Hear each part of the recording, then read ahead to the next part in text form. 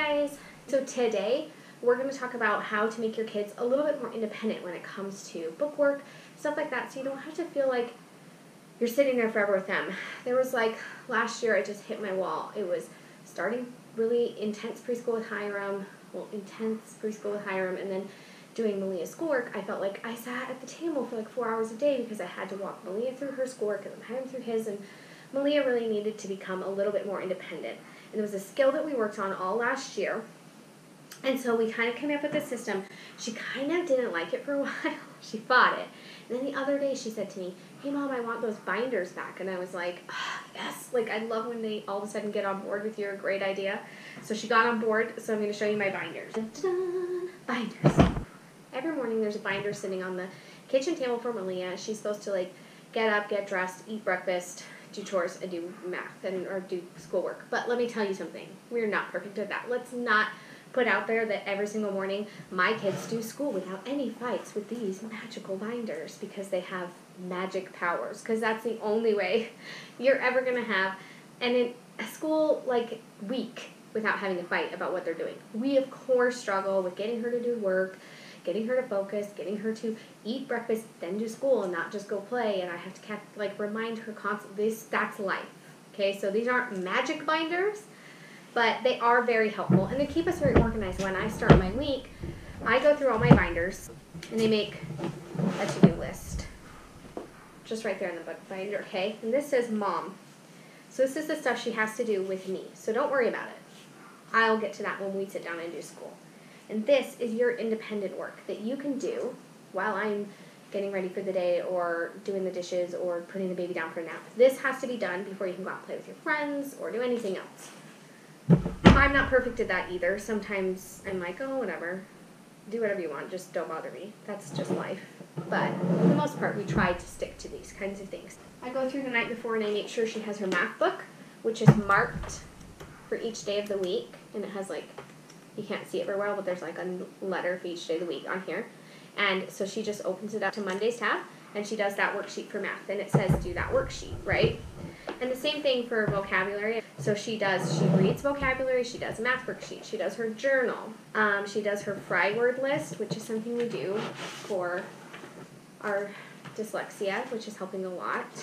If you want a video about anything with what we're doing for Malia's dyslexia, just like or comment below, and I will do one, because I know it's kind of hard to find stuff. That was something that I was like, oh my gosh, there's nothing out there. So I'm planning on doing something, but if you really want one, just comment below and I'll throw it up. Typing, Spanish, these are all things she can do on her own, but she can just check it off and I don't have to remind her. And then reading for 30 minutes and piano practice, and that is our Monday. We have one for every day of the week, and I move the books around. But this is Fridays. She has some vocabulary worksheets. This vocabulary book, I photocopy the pages in it because it's easier to put them in here than do them in the book. And I also sometimes I just like to keep my curriculum nice so I can use it for Hiram, and I don't have to go buy a new book for every single kid.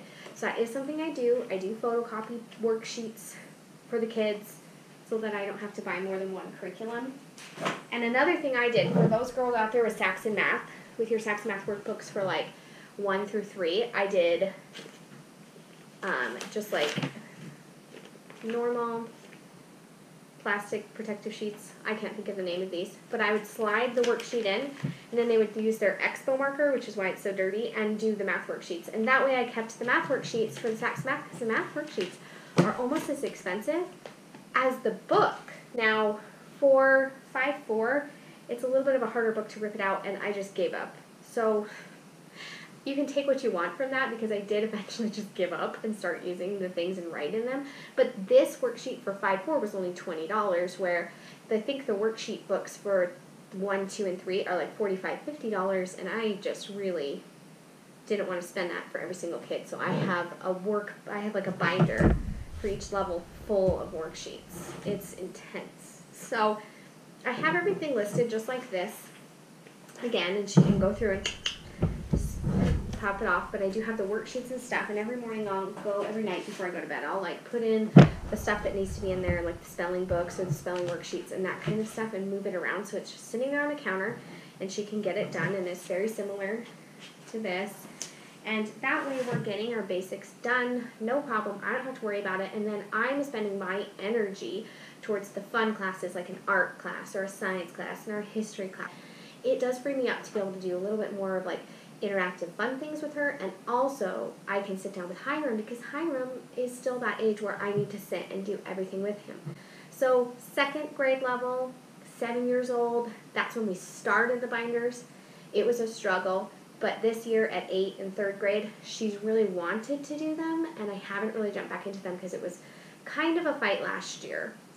But she was really excited when I told her I was prepping them. I'm going to get them ready. You're going to have them on Monday. So I'll let you guys know. I'll keep you updated on our Insta stories. I will tell you guys how our binders go this week. But just follow below because I'm going to link our Facebook and our Instagram below so you guys can follow that. Make sure and like this video if you like this kind of stuff. If you want more videos like this, also comment below and tell me any of your tricks on how you use things. Like maybe you actually have a magic binder. If you know where magic binders are, comment below. The magic binder that makes your kid do all their schoolwork with no complaining. And also, make sure and subscribe. You don't want to miss our videos. We have some fun stuff this week. So subscribe.